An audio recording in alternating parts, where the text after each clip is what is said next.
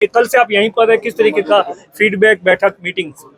देखिए, आज उम्मीदवार राम जी ने अपना नामांकन दाखिल किया है और हम सब लोग उनके साथ हैं। ये चुनाव किसी इंसान की व्यक्तिगत महत्वाकांक्षाओं को पूरा करने का चुनाव नहीं है। ये चुनाव देश का चुनाव है। इस देश में नई सरकार का निर्माण कैसे होगा, कौन इस 140 करोड़ के देश को चलाने वाले लोग होंगे, इसका निर्णय जनता को करना है। और मैं मानता हूं कि राजस्थान में बदलाव की लहर देखने को मिल रही है। मैं कल बाड़मेर आ गया था, सब लोगों से मैंने बात की है। सभी नेता, नौजवान, बुजुर्ग, हर श्रेणी के, हर वर्ग के लोग समर्पित हैं कांग्रेस पार्टी को जिताने के लिए। और कांग्रेस ने सबसे सलाह करके, हो सकता है टिकट मांगने वाले बहुत लोग हों, लेकिन सबसे सलाह करने के बाद सबसे उपयुक्त व्यक्ति को कांग्रेस पार्टी ने अपना उम्मीदवार बनाया है। और मुझे लगता है कि एक साधारण पृष्ठभूमि के किसान परिवार से पार्टी ने टिकट दिया है।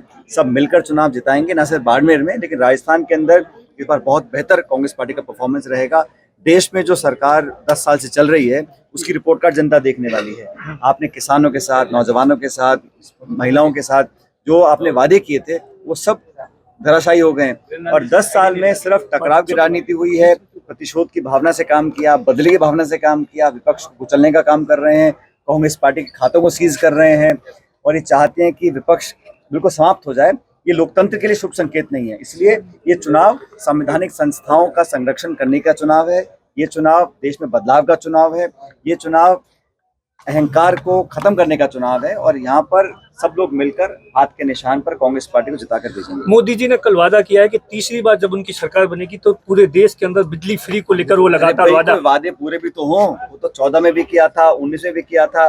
वो बात करें 2047 की। 10 साल में क्या किया? क्या किसान की आमदनी दुगनी हो गई है? क्या 2 करोड़ रोजगार मिल गए हैं? नोटबंदी आपने क्यों की? 3 काले कानून बनाए थे। और मुझे खुशी है, मुझे फक्र है कि कांग्रेस वो पहली पॉलिटिकल पार्टी है जिसने कहा है कि एमएसपी पे हम कानून बनाएंगे, महिलाओं को 50% आरक्षण देंगे नौकरियों के अंदर। तो हम लोग तो मुद्दे की एक ऑल्टरनेट रोड मैप देने की बात करते हैं, वो जुमलों की बात करते हैं, हिंदू मुसलमान की बात करते हैं, मंदिर मस्जिद की बात करते हैं। हम लोग किसान की, नौजवान की, श्रमिक की, महिला की बात करते हैं। और आज बाड़मेर से जो हवा फैल रही है पूरे प्रदेश और देश में फैलेगी और ऐतिहासिक बहुमत के साथ यहाँ से हम जीत कर जाएंगे। सर, इंडियन एक्सप्रेस की आज की खबर है कि 25 ऐसे भ्रष्टाचारी नेता थे जिन्होंने बीजेपी ज्वाइन की, उनके खिलाफ 20 केस तो ठंडे बस्ते में डाल दिए, 3 केस है वो बंद कर दिए। तमाम भारत सरकार की एजेंसीज का धड़ल्ले से दुरुपयोग हो रहा है। इनकम टैक्स हो, ईडी हो, सीबीआई हो और पुलिस हो, कोई भी हो, जो केंद्र सरकार के खिलाफ आवाज बुलंद करेगा उसको कुचलने का काम किया जाएगा।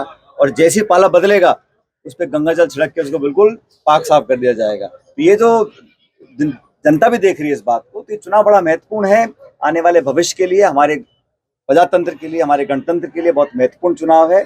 और इसमें व्यक्ति नहीं, दल और विचारधारा को देख के वोट पड़ेंगे।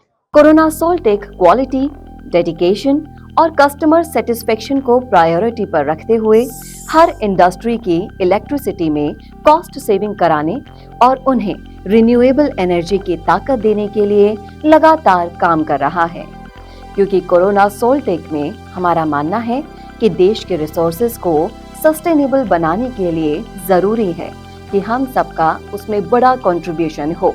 इसीलिए सोलर प्रोजेक्ट्स की टाइमली डिलीवरी करते हुए एक पार्टनर की तरह आपकी इंडस्ट्री को हम अपडेट करते हैं और हमेशा आपकी सर्विस के लिए तत्पर रहते हुए सोलर एनर्जी का पूरा पोटेंशियल आपको मिले, इसी दिशा में काम करते हैं।